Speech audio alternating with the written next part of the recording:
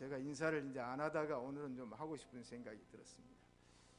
우리나라에는 그 북한이 자유가 없고 또 공산화가 되어 가니까 남쪽으로 이제 내려오는 분들이 있습니다. 근데 이분들이 가족이 내려오다가 또는 형제가 내려오다가 손을 놓아버렸어요. 애들이 부모님 손잡고 오다가 막 그냥 사람들이 밀려오고 그 다음에 막 빵! 하고 폭탄이 떨어지니까 혼비백산이 된 바람에 손을 놓쳐버렸어요. 그런데 군중들 속에서 아무리 찾아도 없는 거예요. 그런 이산가족이 있고, 그 다음에 북쪽에다가 가족을 두고 왔단 말이에요, 형제와. 그래서 이제 분단 이후에 헤어져 있는 이산가족이 있죠. 그럼 북쪽 사람만 이산가족이 생겼습니까? 남쪽에는 없었어요. 전쟁이 일어나니까 북쪽에서 막 밀고 내려오니까 이제는 남쪽 사람들이 서울에서 지방으로 뭐 전주, 뭐 저기 목포, 부산 피난을 갑니다. 가족들이 이제 모든 보찜을 급하게 정리해가지고 피난길을 가는데 또 그냥 폭탄이 팡 떨어지는 거예요. 그러니까 모두가 도망을 갑니다. 아니면 또 피난민들이 너무 많으니까 그 속에 섞여가다가 자식들이 부모의 손을 놓쳐버립니다. 세 번째 이산가족은 어떻게 생겼습니까? 실종되는 거예요. 갑자기 없어져요. 또는 유괴하는 사람들이 자녀들을 유괴해 갑니다. 그래서 본의 아니게 헤어졌다고 해서 이산가족입니다. 이번에도 종교개혁지 순례 가실 때 잘 따라다니세요. 놓치면 안 됩니다. 저도 북한에 갔을 때 한 번은 한 160명이 갔어요. 기독교, 불교, 천주교 세 종교가 연합을 하고 그 다음에 이제 NGO 단체들이 연합을 해가지고 갔는데 그 과정 중에 평양에 소년궁을 안내를 하더라고요. 소년궁은 이제 주로 예능 학교입니다. 거기는 뭐 성악, 바이올린, 첼로, 뭐 나팔 그리고 뭐 가야금 모든 그 예능 분야가 그 안에 있는데 어마어마하게 크잖아요. 이제 5조로 나눠 가지고 안내자가 안내를 해서 이제 방마다 이제 돌아다닙니다. 그런데 원체 사람이 많으니까 제가 5조였는데 저 가이드를 잃어버렸어요. 저는 또 뭐가 많아요? 관심이 많아.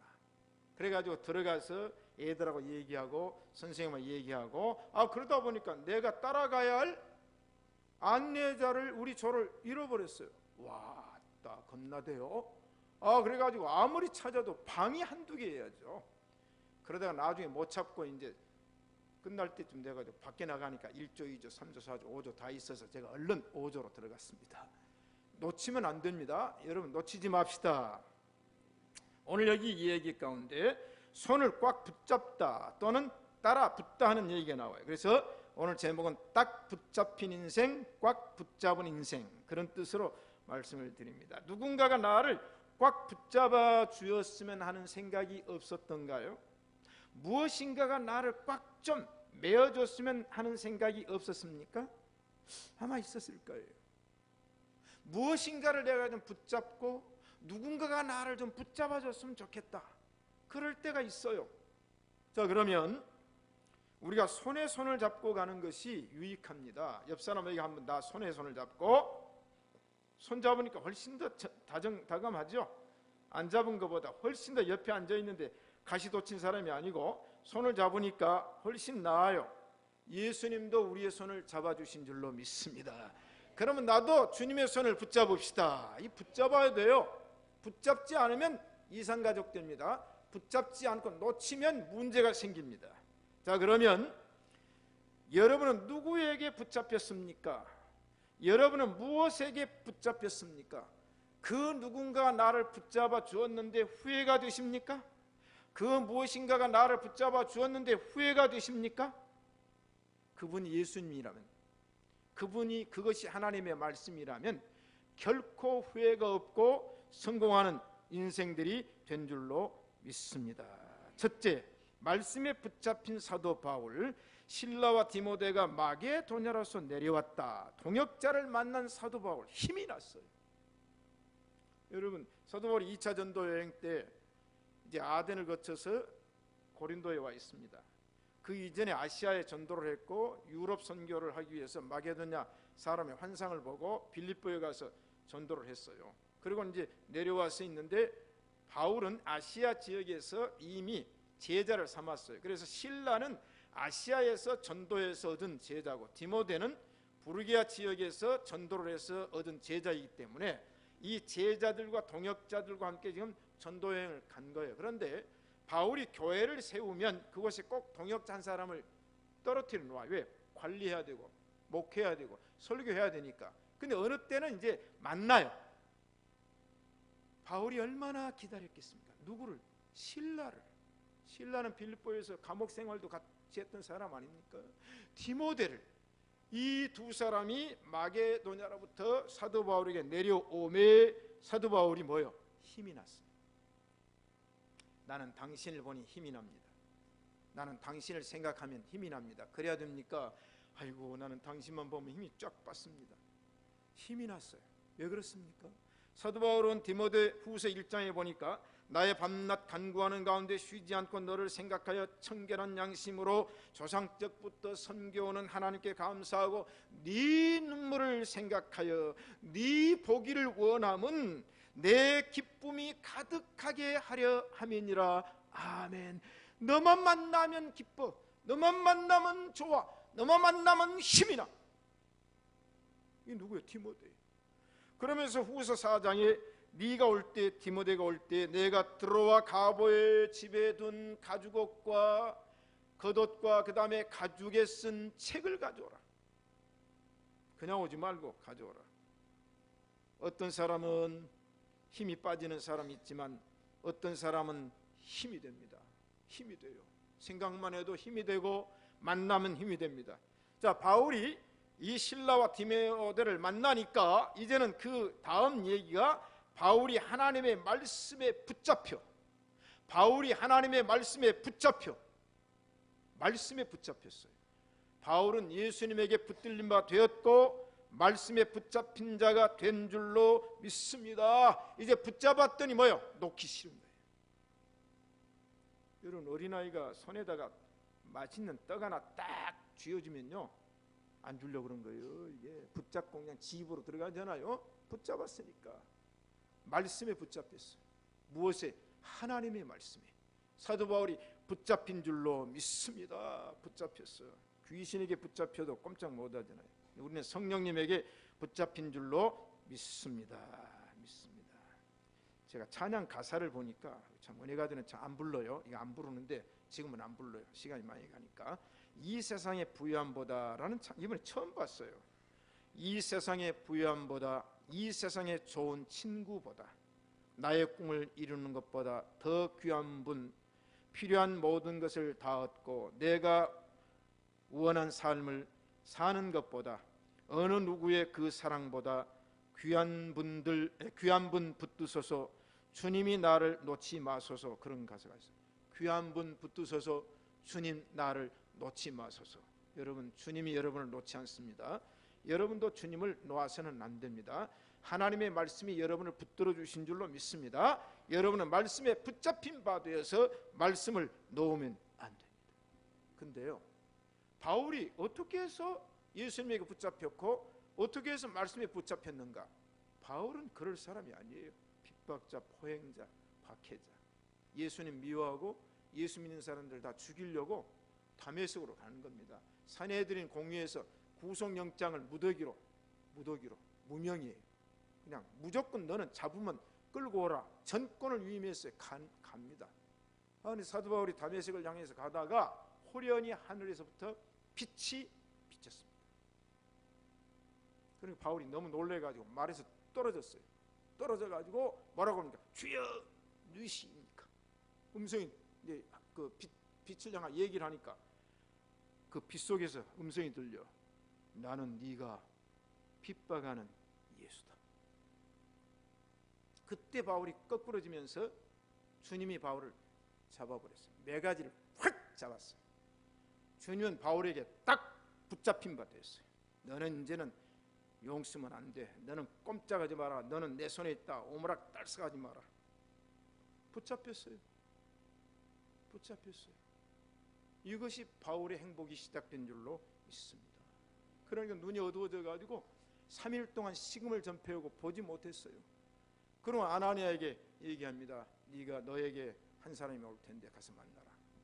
그가 누굽니까? 사울이다. 아이고 하나님, 나 안 갑니다. 나 못 만납니다. 왜? 사울만 생각하면 사시나무 떨듯이 공포가 있는 거예요. 여러분, 사울 생각하면 얼마나 두렵고 떨리겠어요. 여러분, 그런 인생 살아보셨습니까? 생각도 하기 싫고 가기도 싫은 곳이 있어요. 그러니까 아나니아가 거부하니까 너희 무슨 소리 하고 있냐? 이 사람은 내 이름을 이방인과 임금들과 이스라엘 자손들에게 증거하기 위하여 택한 나의 그릇이다. 나의 그릇이다. 하나님이 쓰시는 그릇이란 말이에요. 바울이 하나님께 붙들리고 예수님께 붙들리고 말씀에 딱 붙잡힌 바 된 다음에 그 인생이 바뀌어졌어요. 그 인생에 대한 이야기가 이제 빌립보 3장에 나옵니다. 그러나 나도 육체를 신뢰한 만하니 만일 누구든지 다른 사람이 육체를 신뢰한다고 말하면 나는 더욱 그러하다. 그러면서 바울이 자기 이력을 소개해 8일 만에 할례받았 이스라엘 족속의 베냐민의 지파요, 히브리인 중에 히브리인요, 바리새인 중에 바리새인요, 하나님의 교회를 핍박하는 열심으로는 나를 따라갈 자가 없다. 나는 율법이나 세상적인 도덕적 기준에 흠이 없는 자다. 그 얘기를 하는 거예요.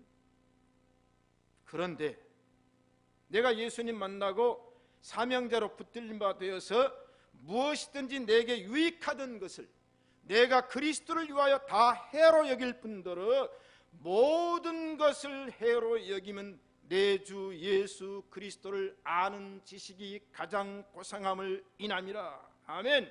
그를 위하여 내가 모든 것을 잃어버리고 배설물로 여김은 그리스도를 얻고 주님을 얻고 내가 주님 안에서 발견되려 하려 함이니라. 아멘.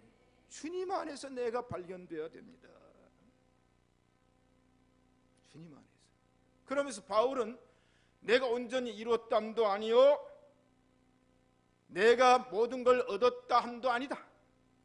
그리스도 예수께 잡힌 바 된 그것을 위하여 쫓아가노라. 표대를 향하여 부름의 상을 얻기 위하여 쫓아가노라. 아멘. 내가 한 일 모든 것은 다 잊어버리고 뒤에 두고 그것을 잡으려고. 구원이요. 하나님의 말씀입니다. 날마다 우리는 말씀에 붙잡히고 주님에게 붙잡힌 바 됩시다. 그래서 부름의 상을 위하여 쫓아간다. 내게 주실 상급, 내게 주실 상급을 바라보면서 쫓아가는 겁니다. 바울만 붙잡혀서 쫓아갔습니까? 성경 보면 모세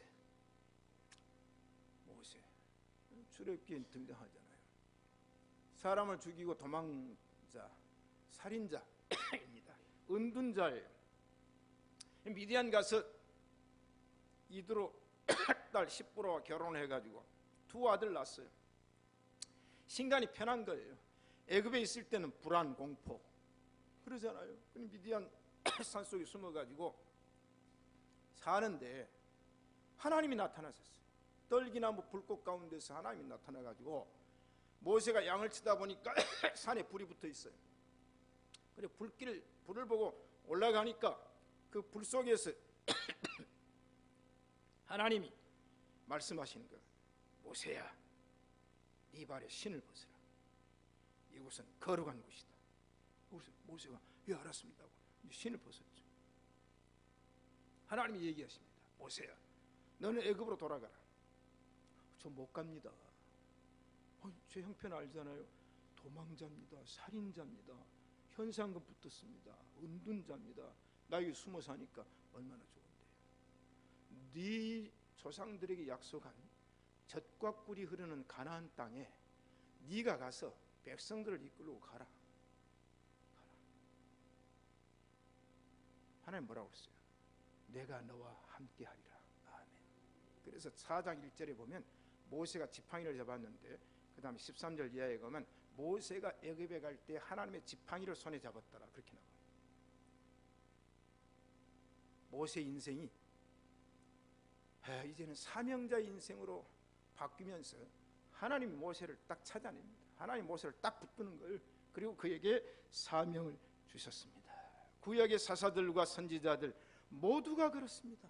하나님이 부르시면 무조건 순종하고 목숨 걸고 외쳤습니다. 세례 요한도 이 땅에 와서 목숨 걸고 외쳤어요. 광야에 외치는 자의 소리다. 그랬더니 결국 헤롯이 세례 요한을 목을 쳐서 죽여버립니다. 예수님 제자들도 마찬가지죠. 모든 걸 다 버리고 나를 따르라 하니까 배와 그물과 아버지, 어머니, 아내, 자식, 형제 다 버리고 주님을 쫓았어요. 그런데 주님을 쫓아다니다 보니까 처음에는 너무 좋았다고 그래요. 왜냐하면 막 예수님이 가시는 곳마다 사람들이 운집해 오죠. 제자들이 이제 경호하면서 비켜 예수님 가신다. 그거 하면 얼마나 재밌겠습니까? 그러니까 이제 아이들이 오니까 막 물러가라고 예수님 생애 가운데 그래요. 예수님이 가시면 인산인해입니다. 왜 그래요? 예수님 말씀이 너무 좋거든. 두 번째는 배고픈 사람들에게 떡 먹여주고 고기 먹여주거든요. 세 번째는 기적이 일어나는데 병든 자는 고쳐주고 풍랑도 잔잔케 하고 예수님 따라다니니까 손해가 없잖아요. 그런데 위기가 왔어요. 예수님에게 위기가. 어느 순간 여론이 잘못 형성이 돼가지고 예수님을 따르던 사람들이 다 떠나버렸습니다. 예수님 얼마나 허전하겠어요. 아니 그렇게 가는 곳마다 사람들이 기다리고 가는 곳마다 인산인해를 이뤘는데 어느 날 보니까 모든 사람들이 떠나고 제자 12만 딱 남아있는 거예요. 예수님이 허전해서 질문합니다. 너희도 가려느냐? 너희도 가려느냐? 그랬더니 베드로가 영생의 말씀이 여기 계심에 우리가 네게로 가오리까? 아멘. 여러분은 말씀을 쫓아가세요. 여러분 주님을 쫓아가세요. 여러분은 말씀을 따라가야 되며 말씀을 쫓아가야 됩니다. 물론 예수님은 하나님의 아들이시지만은 예수님이 뭘 전했습니까? 세상 이야기입니까? 재미있는 아라비안 나이트 이솝 우화 이걸 얘기하는 분입니까? 철학을 얘기하는 분입니까? 예수님은 말씀이요. 그래서 영생의 말씀이 여기 계심에 우리가 누구로 가오리까? 이탈리아대 백부장은 권력이 있는 사람이지만은 하인이 중풍병으로 병들어 죽었을 때 예수님께 와서 내 하인이 중풍병으로 죽게 되었으니 고쳐주소서. 그러니까 예수님께서 가서 고쳐주리라 그랬더니 예수님 내 집에 오는 것을 나는 감당할 수가 없으니 다만 말씀으로만 하옵소서. 예수님이 그 믿음을 기이 여겨서 이스라엘 중에 아무에게도 이만한 믿음을 만나보지 못하였다 하면서 네 하인이 나았느니라 말씀을 했어요. 그 백부장은 주님 만난 이후에 주님을 붙잡고 따랐습니다.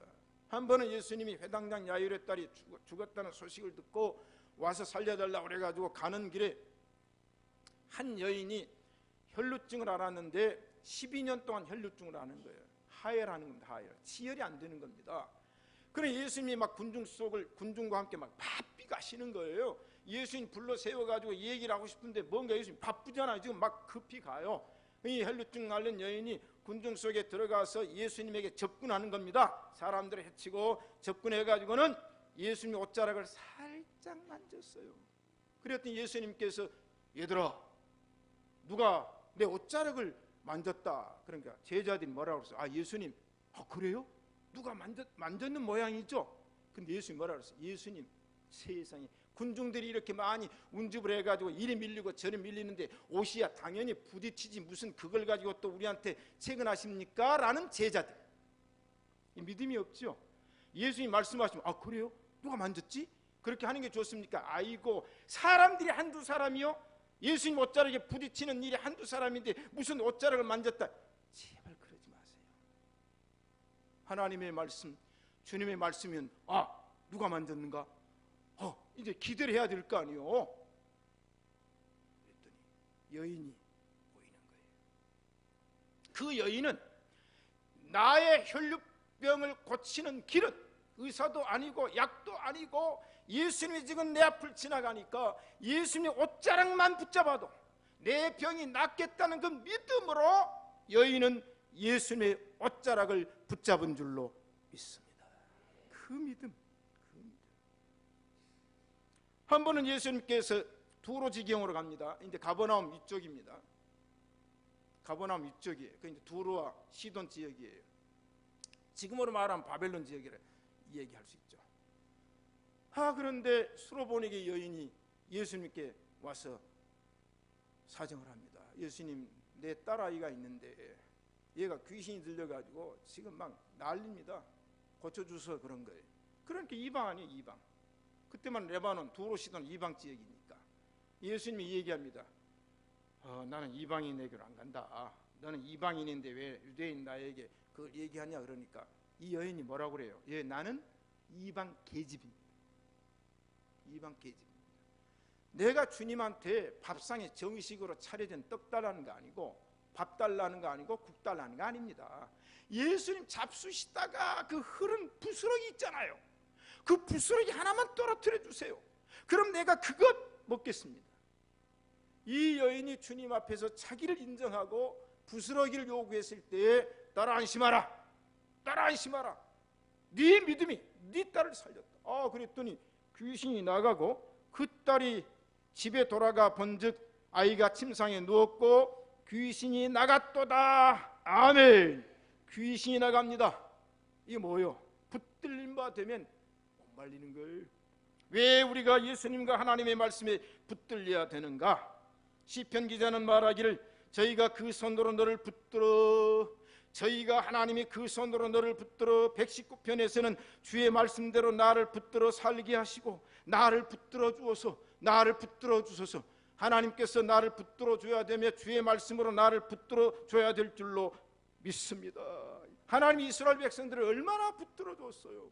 이사야 41장에 보니까 그러나 나의 종 너 이스라엘아, 나의 택한 야곱아, 나의 벗 아브라함의 자손아, 내가 땅 끝에서부터 너를 붙들며 땅 모퉁이에서부터 너를 부르고 네게 이르기를 너는 나의 종이라. 내가 너를 택하고 너를 실어버리지 아니하였노라.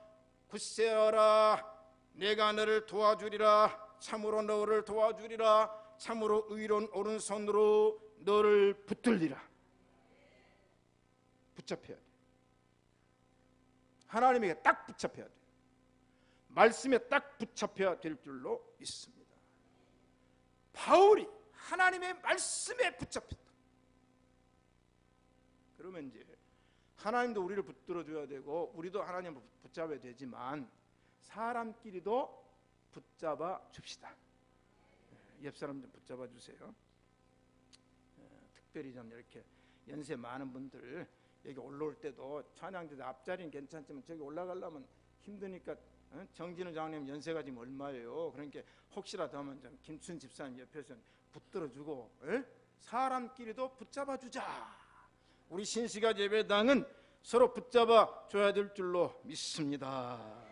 출애굽기 17장을 읽어보면 모세가 이스라엘 민족을 이끌고 홍해를 건넜어요.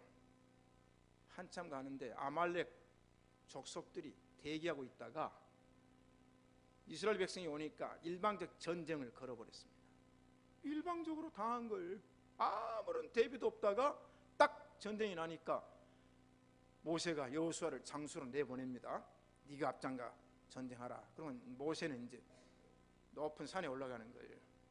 올라가서 보니까 아말렉이 준비된 전쟁이니까 당연히 이기죠.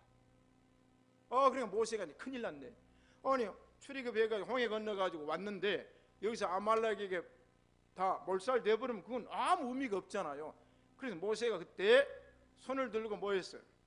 기도했어요. 손을 들고 기도를 합니다.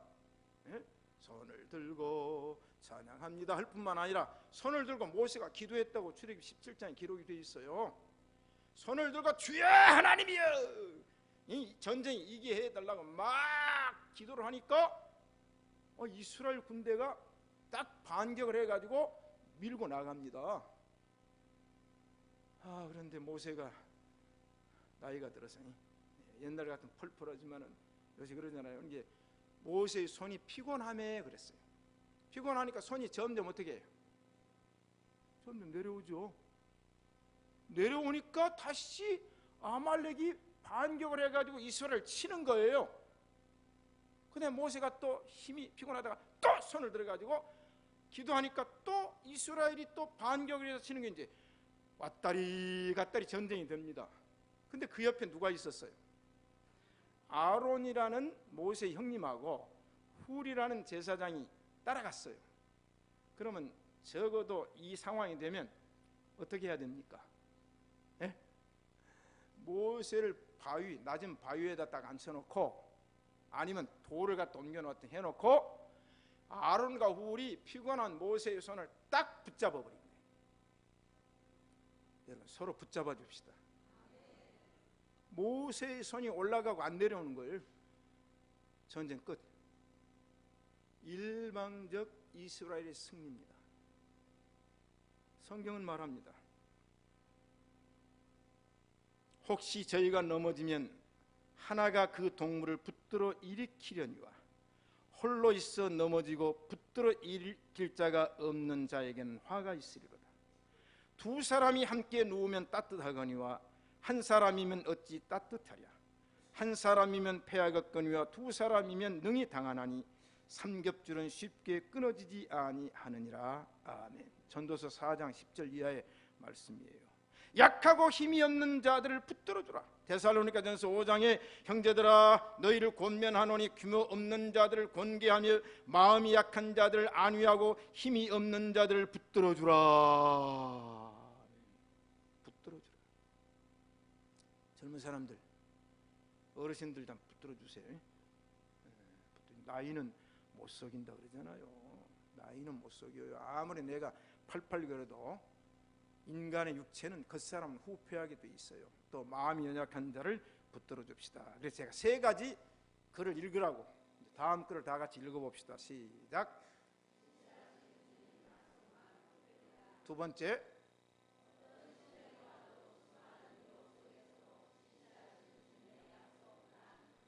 세 번째,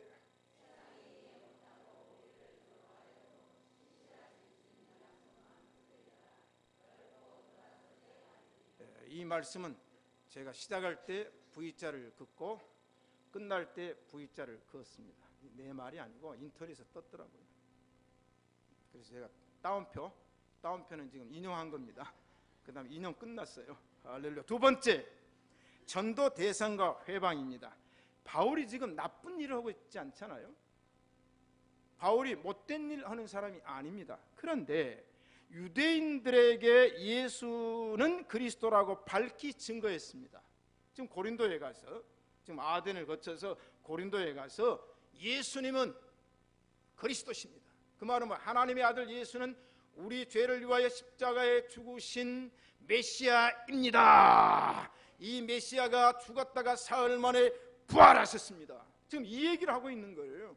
그러니까 바울이 예수는 그리스도라고 밝히 정확하게 전도를 했습니다. 이게 나쁜 일입니까? 이게 못된 일입니까? 그런데 그 다음 성경에 저희가 대적하여 회방, 저희가 대적하여 핍박, 저희가 대적하여 반대, 우리는 이해가 안 돼요. 좋은 일인데. 그런데 예수 안 믿는 사람과 이 유대인들, 바리새인들은 이해가 안 돼요. 왜냐하면 예수가 메시아가 아니거든요. 아직 초림한 예수가 안 왔거든요. 그래서 유대인의 왕이란 죄목을 뒤집어 씌워가지고 십자가에 죽여버렸거든요.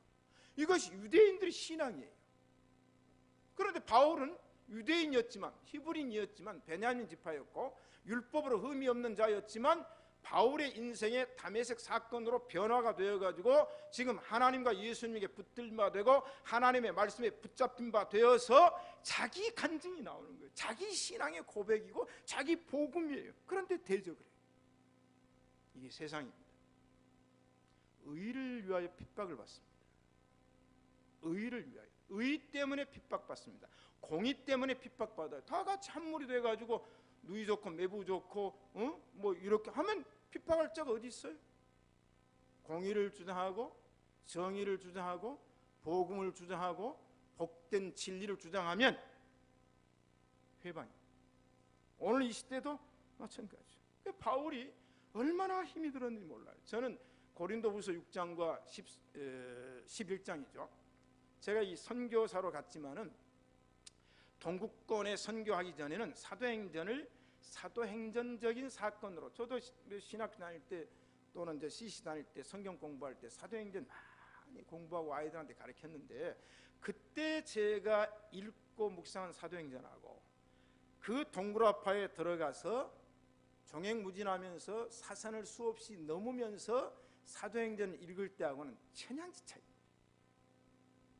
그래서 교육은 첫째 듣고, 두 번째 말하고, 세 번째 쓰고, 네 번째 눈으로 확인한다. 제가 교육 방법론을 얘기하잖아요. 여러분 보세요. 바울이 유대인으로 있었으면 그런 핍박을 받을 필요가 없어요. 그런데 고린도 후서에 보면 많이 내 모든 일에 하나님의 일꾼으로 자천하여 많이 견디는 것과 환난과 궁핍과 곤란과 매맞음과 갇힘과 요란함과 수고로움과 자지 못함과 먹지 못함과, 그 다음에 11장에 뭐라고 말합니까? 내가 수고를 넘치도록 하고 옥에 갇히기도 하고 더 많이 하고 매도 수없이 맞고 여러 번 죽을 뻔하였으니 유대인들에게 40에 하나 감한 매를 5번 맞고 3번 태장으로 맞고 1번은 돌로 맞고 배척당했어. 내쫓김 당했어. 왜 그래요? 예수는 그리스도라 밝히 증거하니 하나님의 말씀에 붙잡혀 하나님의 말씀에 붙들림 바 되어서 예수는 메시아입니다, 예수는 그리스도입니다, 이걸 유대인들에게, 그것도 고린도 우상이 많고 돈이 많은 그 지식의 도시에 가서 증거하니까 죽이려고. 그러니까 바울이 너무 힘이 들었어요. 아덴을 2차 전도 여행 과정이거든요. 너무 힘이 들어서 고린도에 가서 너무 배척이 심하니까 그 다음에 뭐라고 그래요? 바울이 옷을 털어. 에이, 내가 여기서는 더 이상 전도 못 해먹겠다, 그 얘기예요. 왜 그렇습니까? 예수님께서 누가복음 10장에 보면 70인 전도대원들을 파송하면서 이런 얘기를 해요. 너희들 전도로 갈 때 두보릇도 가지지 말고 지팡이도 가지지 말고 신도 2개 가지지 말고 전대도 가지지 말고 입는 옷 그대로 가서 전도해라. 어느 마을에 들어가서 예수 믿읍시다 그래서 영접해주고 환영해주면 그곳에 평안을 빌고, 어느 집에 가서 예수 믿읍시다 전도하고 우리 다 교회 다닙시다 하는데 아이고 오셨어요, 목사님 오셨어요, 어서 오세요 하면 평안을 빌고, 이번에 대신방인데 마쳤어요. 오늘 또 이제 못 한 분 오후에 또 예배 끝나고 또 이제 합니다 하고 또 못 한 분 또 신청 들어와서 수요일 날도 하고 해요. 또 신청이 들어와요. 내가 시간이 안 나는데 못했는데 해주세요. 신청이 들어와서 끝났지만 이제 일정은 끝났지만 또 신방은 계속이 돼요. 근데 제가 이번 신방하면서 많은 은혜를 받았는데, 한 번은 어떤 권사님 집에 갔더니 팔이 아파가지고 지금 막 치료받고 막 팔을 너무 많이 써가지고, 그런데 갔더니 또 뭐 딸기는 또 삼례 가서 직접 사왔다 그러고, 오늘 딸기는 삼례에서 배달해달라, 주의 종이 오시니까 이제 딸기를 싱싱한 걸로 대접해야 되니까 배달해달라, 배달을 그날 그 시간만. 근데 그 시간을 그 사람이 못 지켰대요. 배달을.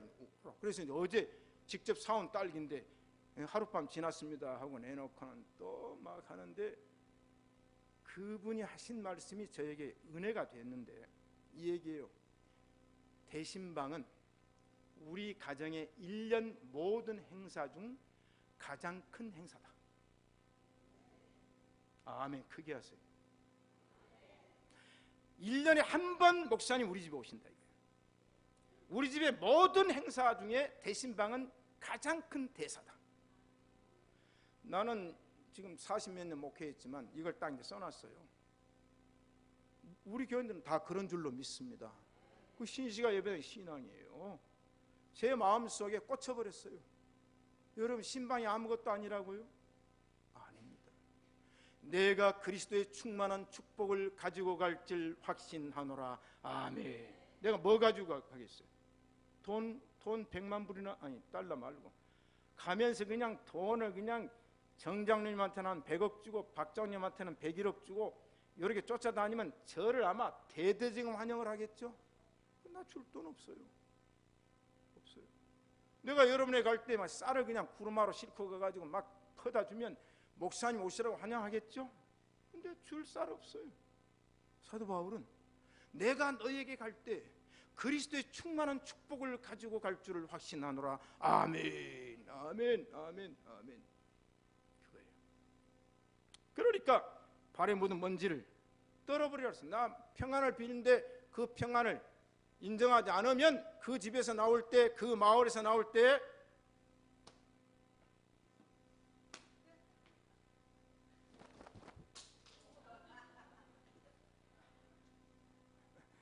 예수님이 가르쳐 줬어요. 이건 바울이 주님한테 배웠어요.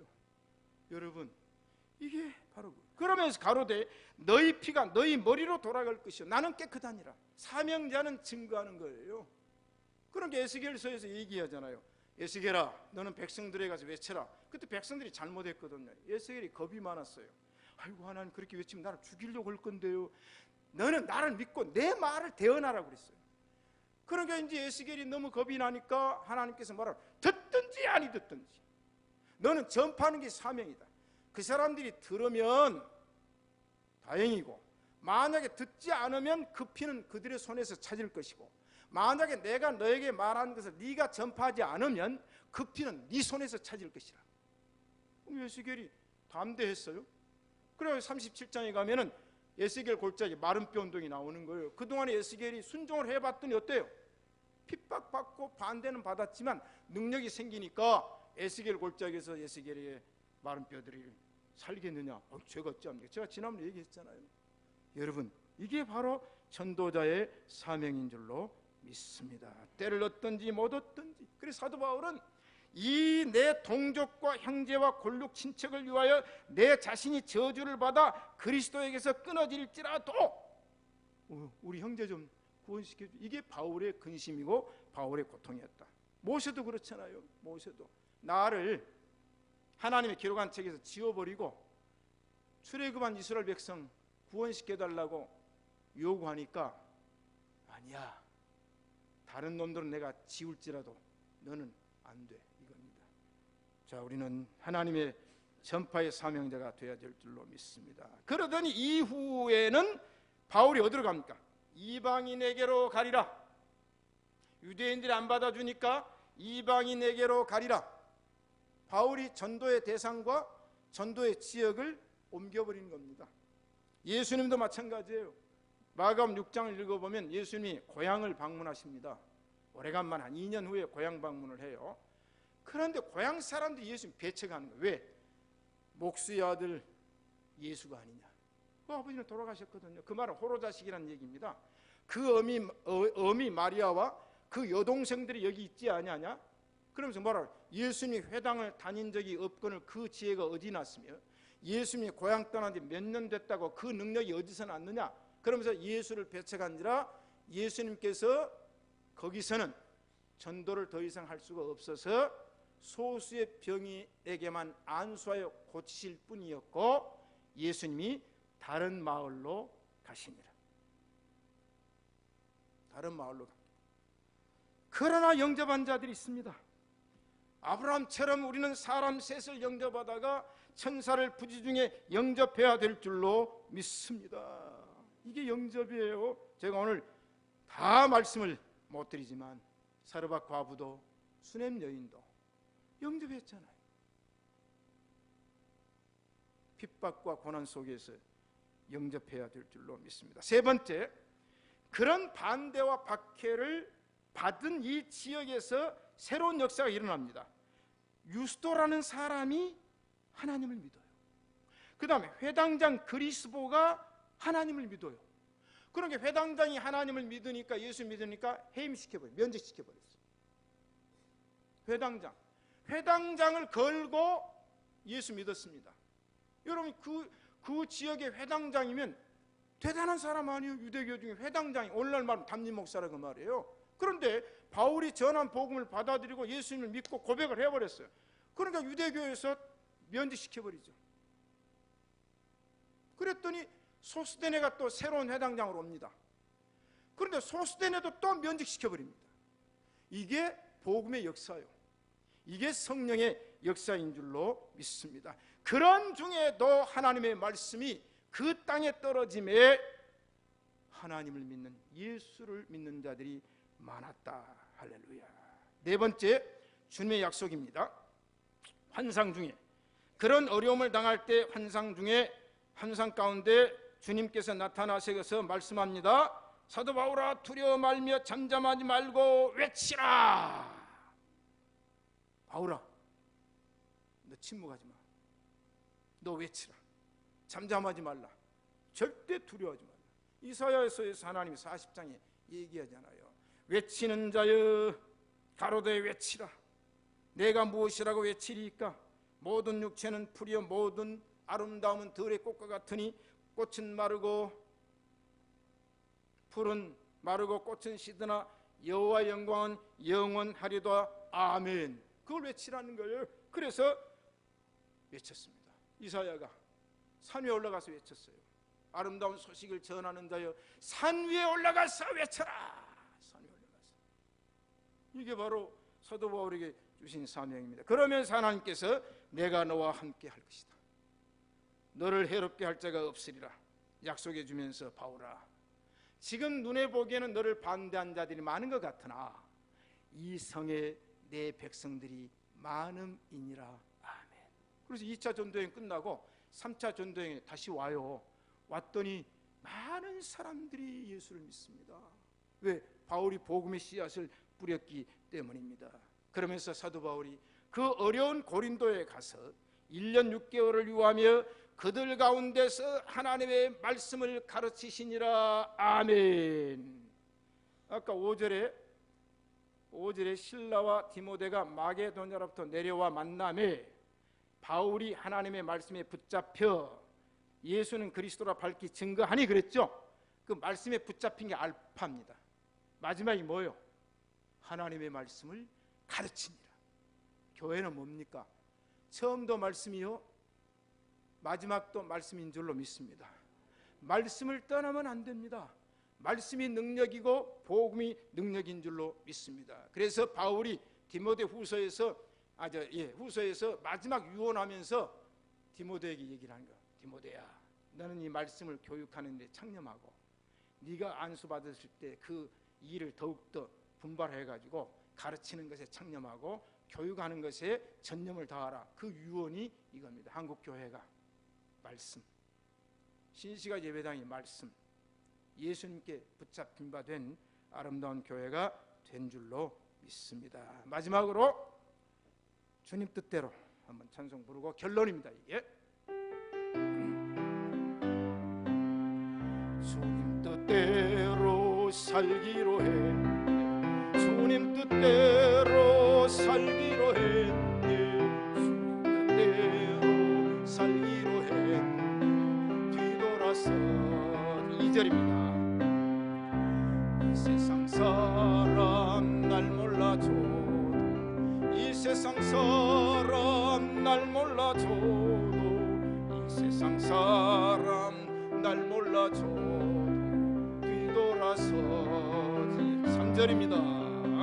세상 등지고 십자가 보네. 세상 등지고 십자가 보네. 세상 등지고 십자가 보네. 뒤돌아서지 않겠네. 하나님 감사합니다.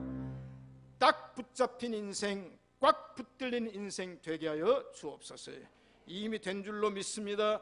주님 붙잡고 갑니다. 말씀 붙잡고 갑니다. 이 말씀이 승리할 줄로 믿습니다. 예수님 이름으로 기도합니다. 아멘.